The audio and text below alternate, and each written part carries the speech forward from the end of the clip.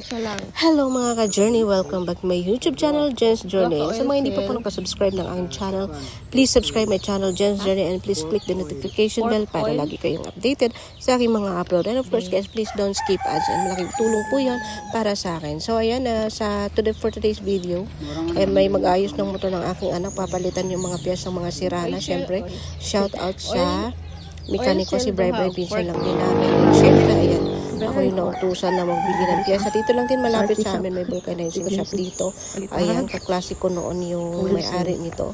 So, ang init ng panahon, tingin naman ang init ng araw. So, anong oras ba to? 11 noon.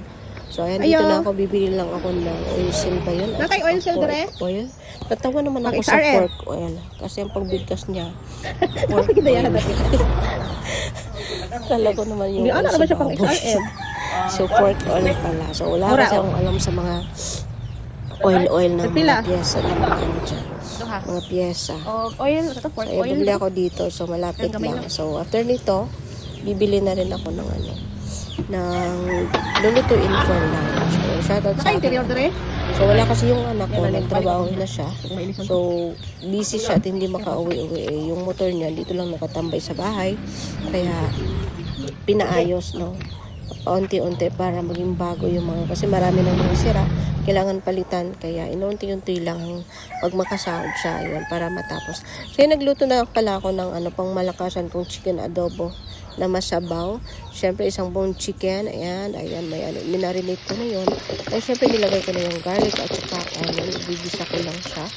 So, hanggang sa lalabas yung aroma niya. At syempre, lalagay ko na yung chicken na minarinate ko na siya. Nilagyan ko kanina ng konting tuyo at saka vinegar. And konting asin. So, yun lang. Bibisa lang natin yan. Hanggang sa lalabas yung niya. Yung sauce. May lalabas na tubig. Ayan. So, pagkatapos yan, lalagyan na natin yan ng pamintang buo. Yan.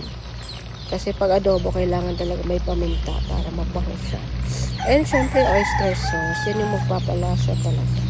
Yung oyster. So, napakadali lang itong lutuin ang chicken adobo. Pero sa akin kasi, pag ako mag-adobo, ayan, may toyo na yan. Nilagyan ko na din ng toyo. Kasi kanina, konti lang yung nalagay ko. And syempre, hindi pwedeng walang magic. Ayan, magic sarap. Kasi simula nang bumalik ako dito sa Pinas, hindi na ako gumagamit ng bitchin. Kasi dun sa Malaysia, nasanay na akong walang bitchin. Pero magic ko. So, at least nabawasan, diba? Kasi dati doble-doble. So, nilagyan ko na din ng dahon ng laurel para mas mabango siya. So, ayan, ganun lang kasimple yung ko. So, ayan. Pakuluin lang natin hanggang lumambot at para hanggang kumapit yung niya, yung mga pampalasang nilagay ko. So, ayan lang yung simpleng lunch namin. Lulutuan ko itong mekaniko para may lakas itong ng mga volt. And nilagyan ko din pala ng Coke para mas malasa siya. Konti lang man. Kasi tatamis din pag dinamihan. Ayan, i-mekos-mekos lang natin. So, hindi ko na nilagyan ng tubig, no? Kasi may tubig na yan nalalabas.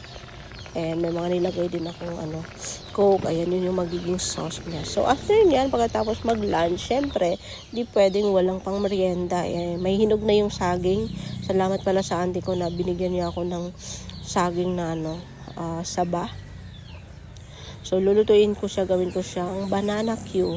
Di ko alam kung pa ba, perfect pa ba yung pagkaluto. Kasi, matagal akong hindi nakaluto nito. So, panay bili lang. So, ngayon, magluluto ako kasi sayang naman yung saging at may nagtatrabaho para makasnack, makamerienda din siya. So, syempre, binabalatan ko lang yung saging. Ayan.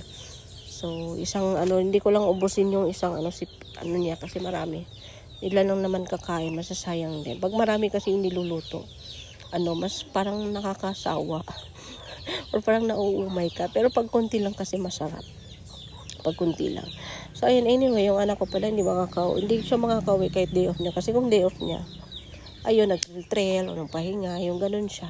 So, pag uwi dito, wala yung motor niya. Dito lang nakatambay, kaya ako na yung bahala sa motor niya at siya na yung bahala sa bayad. Sa bayad, no? So, ako na lang magpapaganda ng motor niya. So, kung sayang hindi ako marunong mag-drive. Kasi kung marunong lang ako mag-drive, may motor na Ito yung motor na niregalo ko sa anak ko nung birthday niya. So, yan yung pangarap niya noon. Na nung nasa abroad pa ako, syempre natupad ko. Syempre kaligayahan ng anak, bibigay natin. So yun, pangarap niya na motor. Binilan ko siya, yun, niregalo ko sa birthday niya. So ganun lang, hanggang doon lang din kasi wala naman na akong ibubuga pa. 'Di ba? So ngayon nandito na ako, syempre. Ayan, masaya na inaalagaan pa rin yung motor, andun pa rin. Kahit ilang taon na. Ayan na yung saging, kinat ko na siya. No, ganun lang para hindi siya, para mabilis siya maluto. Kasi kung hindi natin i-cut, buo siya. Matagal maluto sa gas. Tipid-tipid tayo sa gas ngayon. So ayan, painitin muna natin yung mantika. And syempre pag mainit na yung mantika, ilalagay na natin yung saging. Ayan, prituhin muna natin siya ng ganyan. So wag lang damihan para mabilis siya maluto. Para siya sa oil. Ayan. So ganun lang kasimple. Mabilis lang naman ito lutuin. Yung banana cue. Kaso wala tayong stick. Pero bahala kayo, basta banana cue to. So ayan, nilakasan ko na yung apoy kasi ang tagal nun. So pag medyo mag-brown na siya, pwede na siyang i-separate kasi maglalagay tayo ng sugar para yun yung magiging pang-coat ng ating banana cue.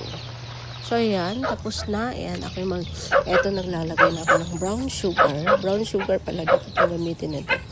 Ayan, hindi ko lang dinamihan. Ayoko kasi yung sobrang matamis na maraming sugar. Kasi nakakaumay. So ayan, ginaganon ko lang siya. Kaso, palpak siya eh. Kasi nga, dapat pala hinayaan ko muna. Ginalaw ko na siya. Hindi pa yung asukal.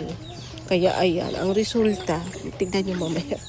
So kahit anong ko siya, mix, hindi na talaga siya nag-melt ng yung parang na talaga siya, wala nang buo-buo.